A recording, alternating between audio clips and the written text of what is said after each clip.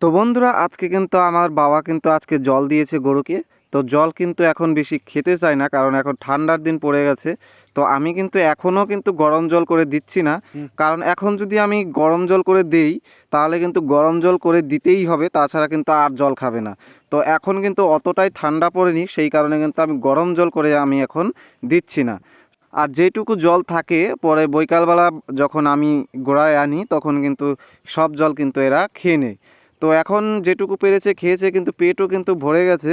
আর তোমাদের কালো গরুটার কিন্তু দিন দিন যাচ্ছে আর পেটটা কিন্তু বিশাল বড় হয়ে যাচ্ছে, মনে হচ্ছে দুটো বাছুর হবে এইরকম মনে হচ্ছে।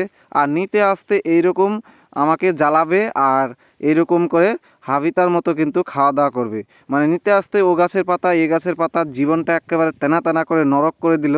এই যে দেখো, যেখানেই যাবে সেখানেই কিন্তু এই খেতেই থাকবে, এত মুখে রুচ। কার কার গরু এইরকম করে নিতে আসতে এইরকম জীবনটা তেনা তেনা করে?